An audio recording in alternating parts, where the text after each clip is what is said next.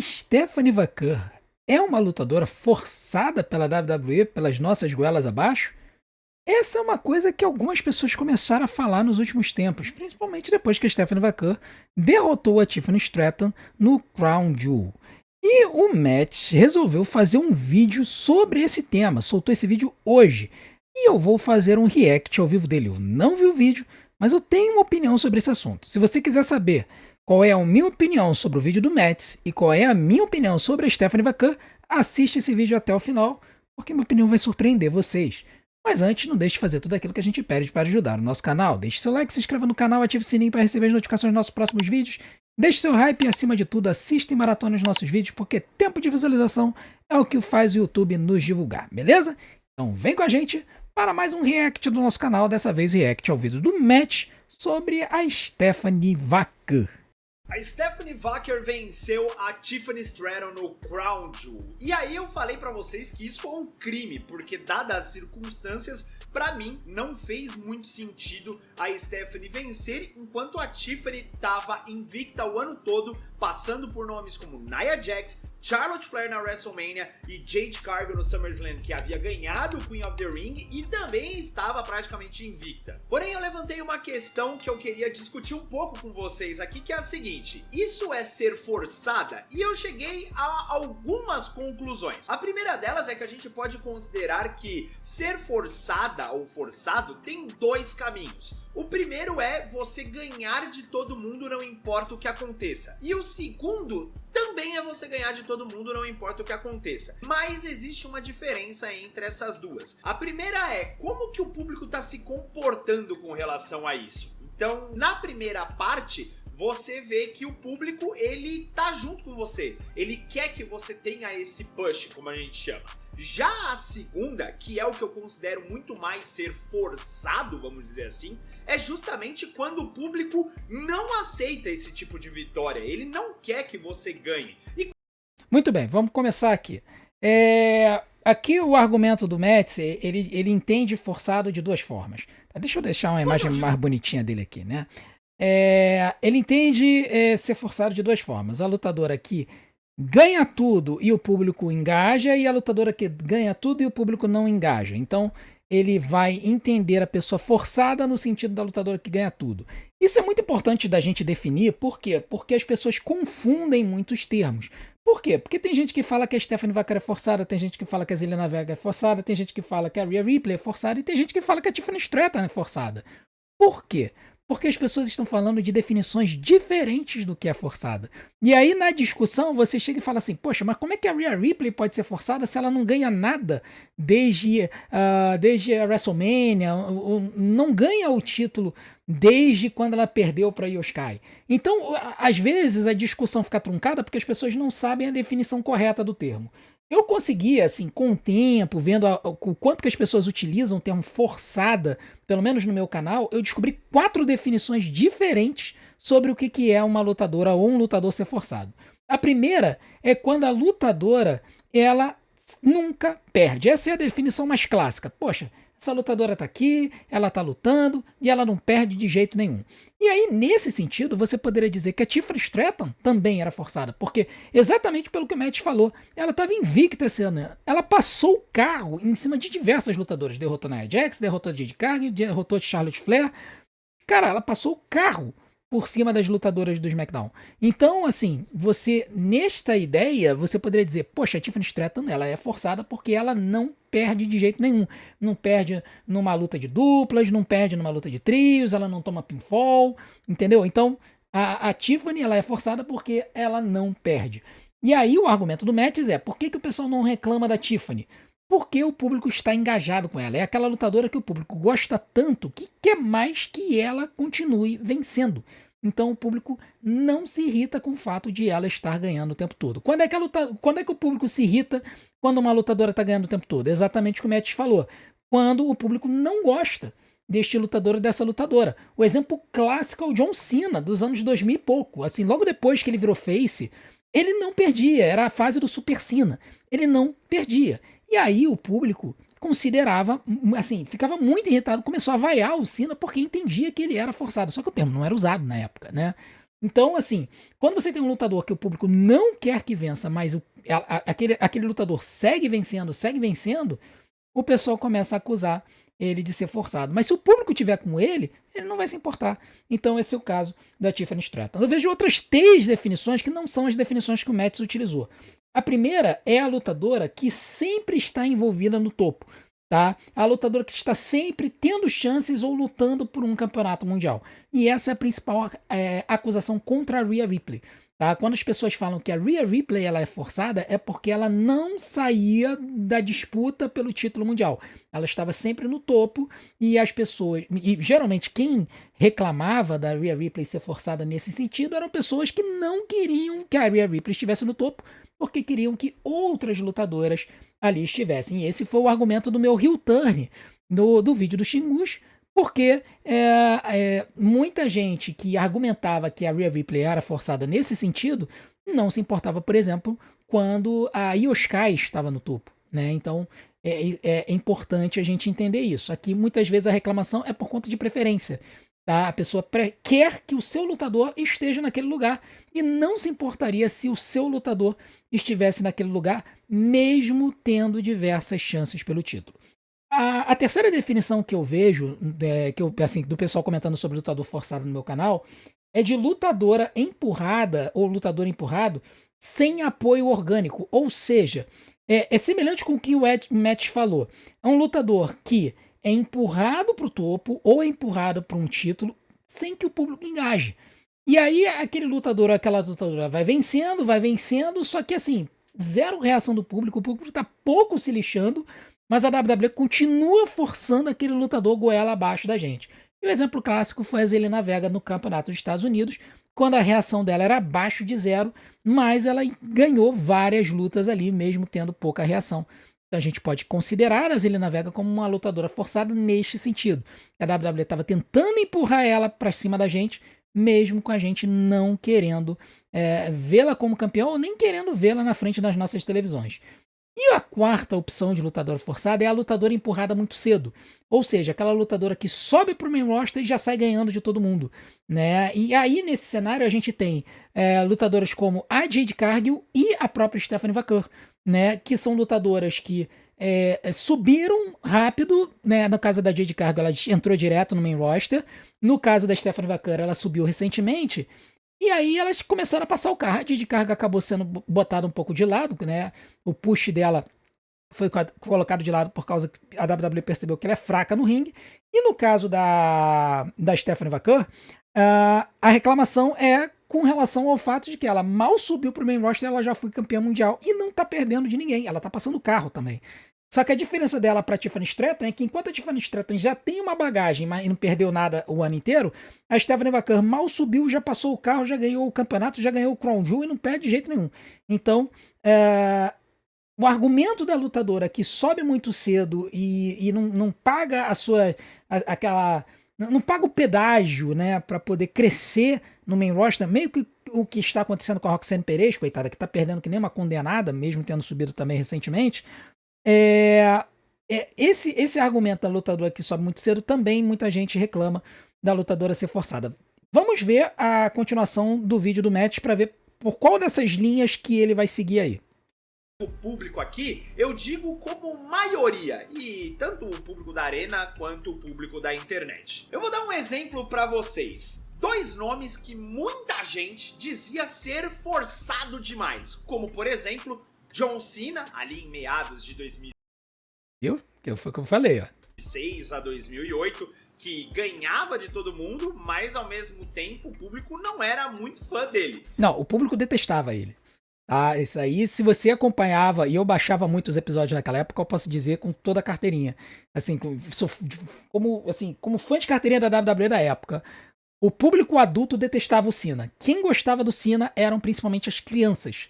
Tá? Então por isso que vinha aquele grito Let's Go Cena, Cena Sucks, onde o grito do Let's Go Cena era um grito de criança, um grito mais agudo, e o grito do Cena Sucks era um grito mais grave, que era dos homens na arena.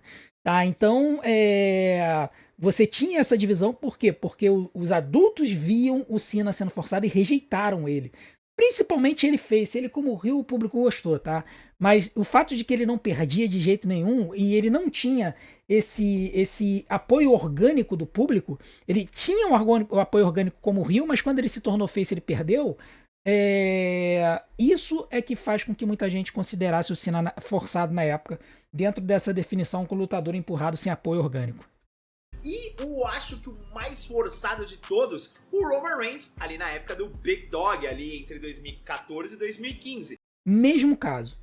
Mesmo caso. Sendo que o caso do Roman Reigns ele foi mais grave, porque o Cena ele cresceu organicamente como Dr. Thuganomics ali em 2002, final de 2002, 2003, até ele ganhar o Campeonato Mundial. Quando ele ganhou o Campeonato Mundial, ele fez o filme The Marine, se tornou face, e ali ele perdeu todo o engajamento com o público. Então ele ainda teve um tempo como fan favorite.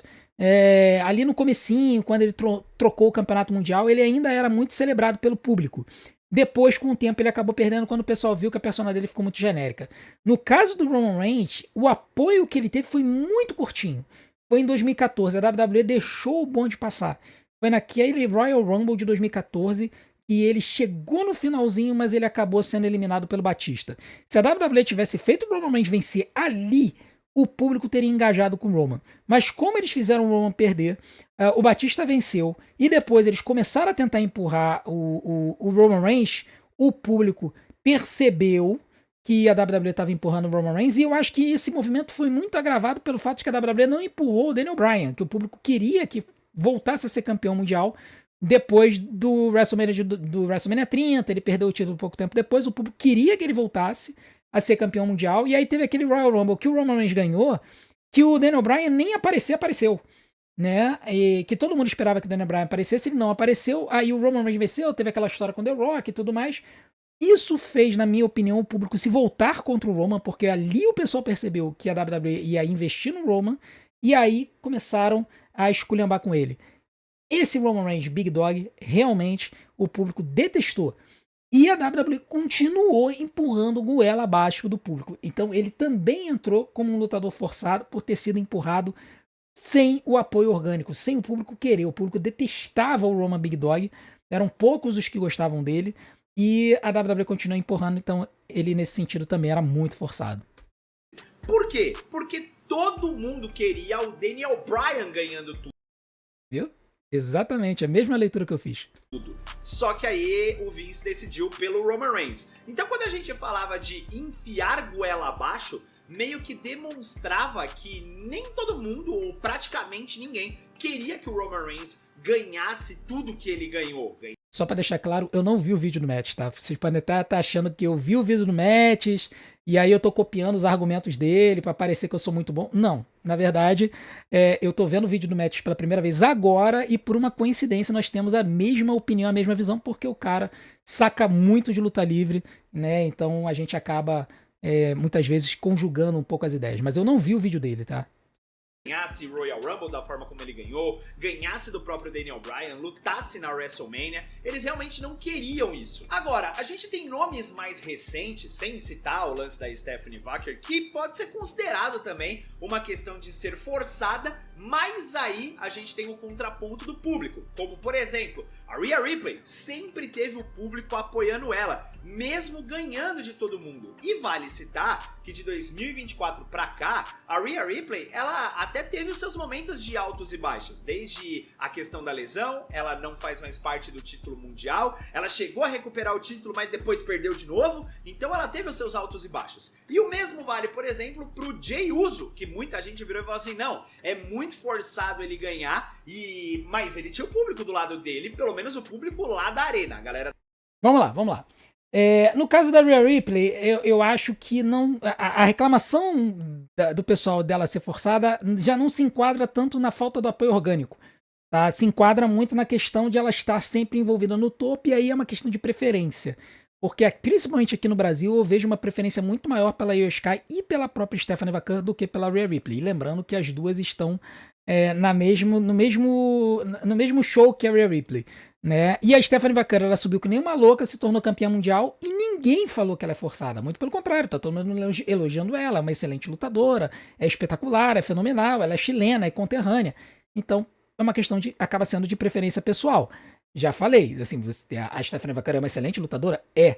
A Rhea Ripley é uma excelente lutadora? É. A Io Sky é uma excelente lutadora? É. Né? Só que a gente não pode utilizar o argumento de que elas são forçadas pelo argumento de que elas não têm um apoio orgânico, porque as três têm. Então, o que a gente vê muito é o pessoal reclamando: ah, poxa, ela tá sempre envolvida no topo. Por quê? Porque a pessoa gostaria que a sua lutadora favorita estivesse lá. Da internet, não muito, mas o público da arena tava junto com ele. E aí a gente vai ter que olhar pra... Ah, eu esqueci de falar do Jey Uso, né? O caso do Jey Uso é um caso que, na minha opinião, se enquadra, quase que seria um quinto aspecto, do lutador que foi alçado ao topo sem ter as qualidades necessárias para aquilo, sabe? Tem muita gente que argumenta que o Jey Uso não tem a qualidade como lutador no ringue e nem tem qualidade de promo para estar no main event. E aí a WWE estaria forçando ele. Mas o fato é que ele está engajado com o público nas arenas. A galera da internet não gosta, mas a galera que está na arena gosta. Os fãs médios da WWE gostam. Então, isso acaba fazendo com que não haja uma crítica tão universal assim ao Jey Uso, como, por exemplo, no John Cena no passado, onde tanto na internet quanto nas arenas o pessoal detestava ele. Tá? Várias nuances do tipo, ah, se ele ganhar tantas lutas seguidas, ele é forçado. Ah, se o lutador ganhar de algumas lendas, ele também é forçado. Só que a gente tem algumas pontas pra gente poder comparar. A primeira delas é que no caso da Stephanie Vaquer e também da própria Tiffany, ambas estavam com um push muito grandioso, muito grande mesmo. Como eu falei, a Tiffany simplesmente ganhou da Nia Jax, ganhou da Charlotte, ganhou da Jade Cargill, ganhou da própria Trish Stratus, que é uma lenda lá no Evolution. Então assim, ela tava num push muito grande. Já a Stephanie Vaquer, ela veio de ser a primeira a unificar ali o NXT North American Championship e o NXT Championship. Depois ela veio para o main roster, ganhou já o cinturão, né? Teve lá a oportunidade de lutar com a Io Sky pelo título, ganhou o cinturão, mas olha está que ela também perdeu no Money in the Bank, né? Teve uma luta ou outra aí que ficou no meio do caminho, mas sempre teve um grande destaque. E as duas, teoricamente, têm o apoio do público. Então talvez o forçado aqui seja só pelo fato de que, pô, elas meio que estão mais ou menos na mesma escala. Eu até me atreveria. Eu acho que aqui o que a gente pode falar é que as duas foram muito empurradas e a definição de forçado para as duas seja diferente. Eu acho que a gente pode argumentar que a Tiffany Stratton estava forçada esse ano por conta de não perder. Né? Ela não perdeu para ninguém. Lutou, passou o carro no SmackDown, não perdeu para ninguém. E na maioria das vezes ganhando limpo. Quando não ganhava limpo, ela roubava ali um pinfall aqui e ali e tudo mais. Já no caso da Stephanie Vaquer, eu entendo que a crítica dela ser forçada vai mais pelo fato de que ela chegou ao topo muito cedo. E aí, como ela chegou ao topo muito cedo, ela acabou pulando etapas e passou por cima de outras lutadoras que estão ali, estão trabalhando para poder chegar lá. E acabaram sendo deixadas de lado. E eu vejo muita gente, por exemplo, algumas pessoas que estão começando a falar que a Stephanie Vaquer, ou Vaquer, sei lá, é forçada, muita gente criticando porque, por exemplo, gostaria que a Roxane Perez tivesse essa oportunidade. E a Roxane subiu mais ou menos na mesma época da Stephanie. Então, novamente pega um pouquinho daquela questão da preferência, mas essa questão de, poxa, por que a Stephanie está tendo esse benefício tão cedo enquanto outros lutadores não estão? Queria dizer que a Tiffany Stratton, ela realmente estava um pouco mais acima do que a Stephanie Vaquer num sentido de nível, vamos colocar assim, justamente por todo mundo que ela havia derrotado. Então, quando eu acho que cometeu-se um crime a Stephanie Vaquer ter vencido a Tiffany, foi justamente porque a Stephanie acabou de se tornar campeã e a Tiffany já era uma campeã consolidada. A vitória da Stephanie meio que descredibiliza um pouco a Tiffany, colocando ela numa posição de número 2, quando ela, na verdade, era a número 1 até então. Vamos lá. Esse é um argumento interessante, mas eu acho que a longo prazo ele não se sustenta. A Tiffany Stratton, na minha opinião, ela nunca foi encarada como a campeã número 1 da WWE. Porque se a gente for ver as lutadoras que sempre ganharam maior destaque na WWE, elas sempre estavam relacionadas ao Monday Night Raw. Por quê? Porque as duas lutadoras mais famosas da companhia hoje estão no Raw, que são a Rhea Ripley e a Io Sky. Tá? Na minha opinião, as duas são as lutadoras que o público mais gosta, as que o público mais tanca, como vocês da geração Z gostam de dizer, né? Então, o campeonato mundial feminino, pra mim, sempre foi mais importante, foi visto como mais importante do que o próprio campeonato da WWE. As melhores lutas desse ano no cenário do campeonato da divisão feminina da WWE foram lutas envolvendo as lutadoras do Monday Night Raw. Foi a Triple Threat da Rhea Ripley, Io Sky e Bianca Belair lá na WrestleMania. Foi a luta da Io Sky com a Rhea Ripley, que a Io Sky ganhou o título em março. Foi a luta da Rhea Ripley e da Io Sky no Evolution, aquela luta absurda que teve o cash-in da Naomi. Foi a luta delas no SummerSlam que envolveu a Naomi, que também foi uma luta muito boa.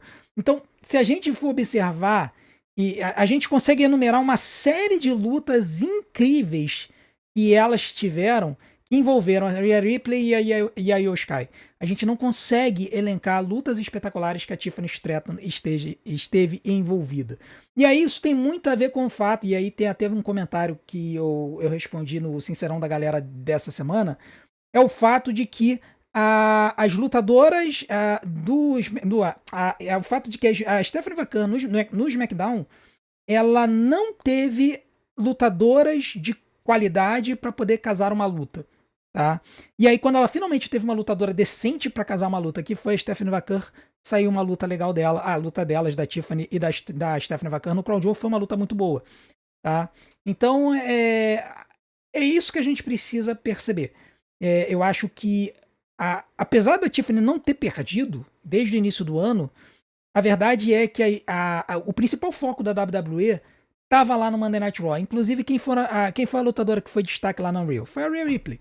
Né? A Tiffany Stratton, ela apareceu na storyline dela com a Charlotte Flair, mas ela nem teve assim um grande foco. Quem teve o foco foi a Charlotte, que estourou o joelho e tudo mais. Ela foi o foco do Unreal, não foi a Tiffany.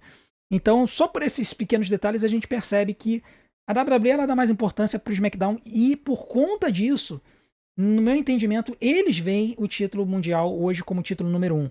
Então, eu acho que neste sentido eu não vejo tanto o fato de que a Tiffany Stratton foi demovida para o posto de campeã número 2 da WWE. Ela já era campeã número 2 da WWE, na minha opinião. O grande ponto é que ela perdeu para uma lutadora que não estava entre as principais da divisão do Raw. Né? O Raw esse ano foi Rhea Ripley e o Sky. Se a Tiffany Stratton tivesse perdido no Crown Jewel ou para Rhea ou para Io, ninguém estaria reclamando. Ninguém estaria falando que as duas são forçadas. Talvez a Rhea, porque o pessoal gosta de pegar no pé da Rhea. Mas se a Rhea ou a Io tivessem ganho da Tiffany, assim, todo mundo teria visto como normal. Porque o principal título, na minha opinião, é o do Campeonato Mundial. Agora, quando entra a Stephanie McMahon, que acabou de subir, acabou de ser campeã, né? Assim, acabou de ter essa oportunidade, e ela tá sendo empurrada muito rápido, aí sim. Aí, na minha opinião, você rebaixa a Tiffany, porque a Tiffany, que é uma campeã desde o começo do ano, acabou perdendo de uma maneira muito fácil para uma lutadora que acabou de subir. Aí sim, é isso que fez com que a Tiffany Stratton meio que acabasse sendo meio descartada como uma campeã, na minha opinião. Além disso, vale citar que aqui eu não acho que a Stephanie é forçada, porque o público tá do lado dela e ela é uma grande lutadora, mas eu não acho que ela deveria ter vencido a Tiffany. Eu até fiz a brincadeira do lance do pacto por conta de toda a questão lá dela ter tatuado o negócio de Ares nas costas e tudo mais, que já levantou várias e várias coisas. O próprio público lá americano tá falando, você vai, né, gosta dessas coisas aí meio demoníaca e tudo mais. Ela fala que é só um personagem, mas enfim, Cabe dizer que a Rhea Ripley também é chegada numa tatuagem meio estranha, tá? Ela nunca botou o chifrudo no corpo, não, mas ela tem uma tatuagem meio esquisita e o escritório dela é meio estranho.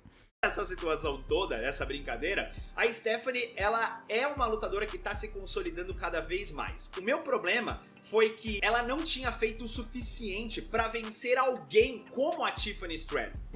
Concordo plenamente aqui com o Matt. É exatamente isso. Subiu muito rápido, não tinha o cartaz para derrotar a Tiffany, que já era campeã desde o começo do ano. Aí sim. Aí eu acho que esse é que é o grande ponto.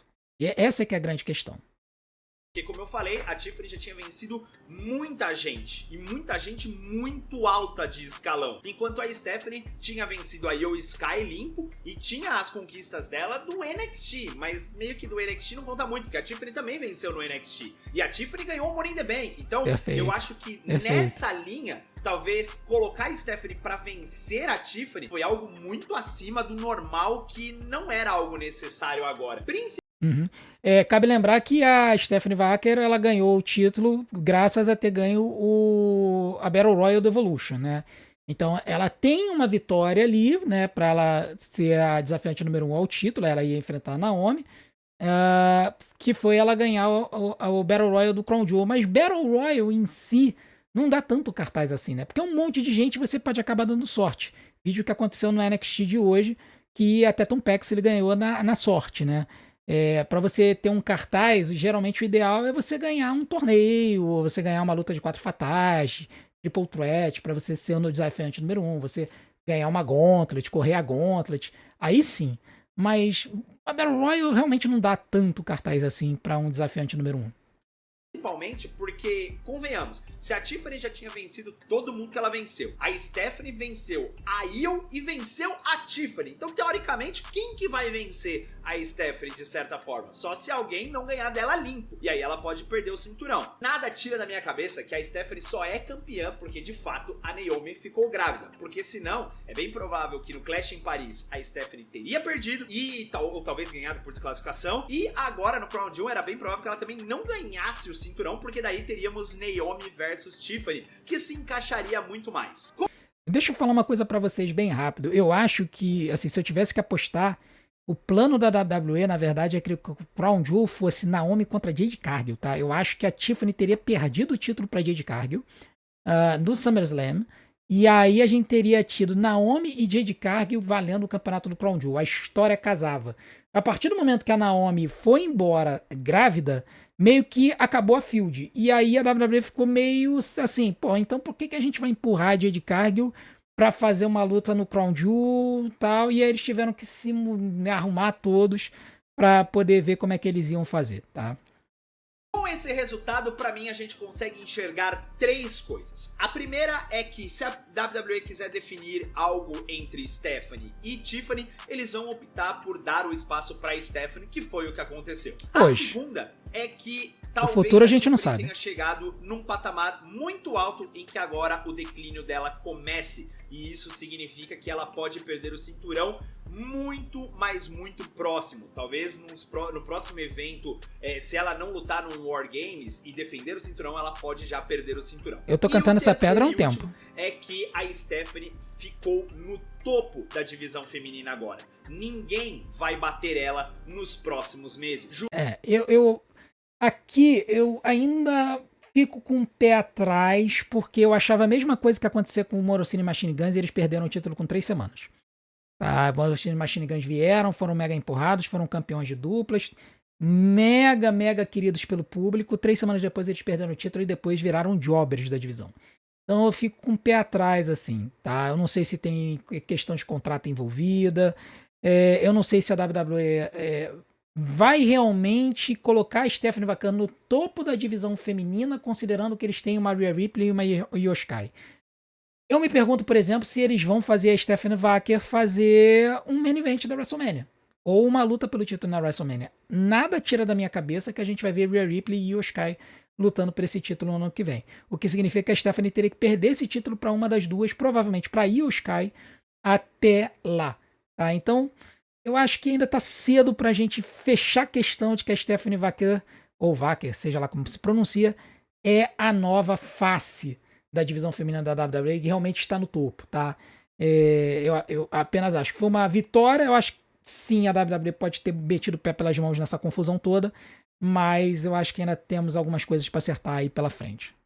Justamente porque ela ganhou da principal campeã e ela meio que agora se torna a principal campeã. Porque ela ganhou limpo, não teve ladruagem, não teve absolutamente nada. Sim. Então, dito isso, se eu tivesse que colocar alguém agora na linha de principal nome feminino pra WWE, talvez seja a Stephanie Wacker. Vocês podem falar que é por conta da beleza, por conta da luta, por conta do estilo, do carisma, do público, mas a realidade é que talvez seja um conjunto da obra que fez a WWE olhar pra ela e falar assim, bom, talvez ela esteja mais preparada nesse momento. Eu particularmente gosto muito do reinado da Tiffany, mas acho que já era pra ela ter feito um heel turn, já que eles não fizeram um heel turn da Jade Cargill, que é Concordo mais plenamente. Como eles não fizeram esse heel turn da Jade Cargill, talvez seja o momento da Tiffany virar heel e fazer tudo que ela fazia no NXT, que ali pra mim ela era muito melhor. Mas eu quero saber a opinião de vocês, põe nos comentários aí embaixo, beleza? Nós vamos ficando por aqui, se você gostou, deixa o seu like, se inscreve no canal, não se esqueça de acompanhar nas redes sociais e lembrando que você pode ajudar o canal se tornando membro aqui do canal, com isso você ganha muitas recompensas, tem o seu nome aparecendo nos vídeos junto com essa galera. Eu tô vendo aí que tem alguma galera aqui do meu canal que tá aí como membro dele, né? Mas tudo bem que são membros aqui do nosso canal também. Bom, galera, é o seguinte. Eu achei o vídeo do Matt muito bom. Tá? Eu acho que os argumentos dele são muito bons. Eu imagino que algumas coisas acabaram sendo misturadas, principalmente sobre os conceitos. Eu consigo ver o pessoal utilizando diversos conceitos sobre lutador forçado e não forçado. Por isso que eu faço uma diferença aí. Porém, eu acredito plenamente que aqui especificamente a Stephanie Vaquer, ela foi forçada porque ela foi empurrada muito cedo e ela derrotou a campeã que não perdia o ano inteiro. Agora, quanto a ela ser a principal campeã da companhia, eu não acho. Eu acho que a principal campeã da companhia era campeã mundial peso pesado, que na verdade era a Io Sky. Então a Stephanie Vaquer já ganhou o cartaz, derrotando a Io Sky. Ah, tudo bem, a Naomi dropou o título, sim. Mas se a gente for considerar todas as campeãs do campeonato mundial ao longo do ano, acho que a gente pode dizer que numa escala das principais, a Io Sky está no topo, com a Rhea Ripley um pouco abaixo e a Naomi um pouco abaixo. O que aconteceu foi que a Stephanie Vaquer, ela venceu a que talvez tenha sido a melhor esse ano, que foi a Io Sky, e na minha opinião a Io Sky foi uma campeã melhor do que a própria Tiffany Stratton, exatamente porque teve as melhores lutas, tá? Mas eu entendo o argumento de que, poxa, porque a Tiffany não perdeu nenhuma luta, ela é considerada a principal, se a gente for considerar pelo lado esportivo, tá? Então, não é apenas uma discordância leve, mas eu entendo perfeitamente o argumento do Matt.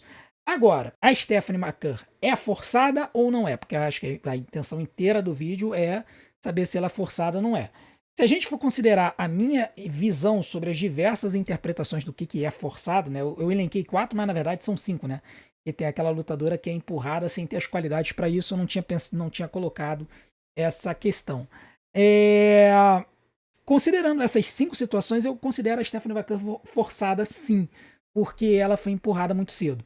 Mas é um tipo de forçada que não me incomoda tanto, porque ela tá muito engajada. Ela tá muito engajada com o público, ela é muito popular e faz todo sentido para a WWE empurrar ela, né? Da mesma forma que faria todo sentido para a WWE empurrar uma Rhea Ripley, empurrar uma Io Sky, né? Até mesmo se uma Blake Monroe subisse agora, Blake Monroe como heel é muito boa. Então também não me incomodaria. Ela tem um histórico de campeã na AEW e tudo mais. Então a gente precisa entender isso, que a gente pode até falar que um lutador é forçado e tudo mais, mas não necessariamente isso é ruim. Eu já comentei isso outras vezes aqui no canal. Às vezes o lutador ele pode ser forçado, mas isso não ser ruim. E eu acho que no caso da Stephanie Vaquer, ela é forçada porque foi empurrada muito cedo, mas ela vai ter a chance de se provar. E eu acho que ela vai conseguir se provar, porque ela tem talento para isso, tem qualidade, está melhorando no microfone. Só é uma pena porque eu ainda acho que a WWE deveria ter colocado o título na Io Sky, em vez de ter colocado o título nela, para que o Absolute Dorama com a Asuka fizesse sentido de ter o título envolvido. Tá? E uma luta Io Sky contra Tiffany Stratton talvez tivesse sido mais interessante, até para a continuação da história do Absolute Dorama. Enfim, são diversas divagações que a gente pode fazer, mas o fato é que é um assunto que tá até um pouco cedo pra gente fechar a questão, porque eu acho que ainda tem muita coisa pra rolar, ainda tem muita água pra rolar. A Stephanie vai ter a chance de se provar como campeã e isso vai ajudar ela a seguir em frente aí na carreira, beleza? Essa foi a minha opinião. Eu quero saber a opinião de vocês. Coloque aqui nos comentários o que vocês acharam do vídeo do match. E sobre a nossa opinião, se Stephanie Vacan é forçada ou não, coloquem aqui embaixo. Eu quero saber a sua opinião. E não deixe de continuar apoiando o nosso canal e o canal do Match. O Match nem precisa, né? Mas vai lá. Se você ainda não é inscrito no canal dele, o que eu duvido muito, se inscreva no canal dele. E se inscreva aqui no nosso canal também. E não deixe de fazer aquelas outras coisas para nos ajudar. E especialmente assistindo e maratonando nossos vídeos, porque tempo de visualização é o que faz o YouTube nos divulgar. Vou deixar algumas opções aqui na tela para vocês. Desde já, o meu muito obrigado pela sua audiência. A gente se vê do outro lado. Um grande abraço. Até a próxima.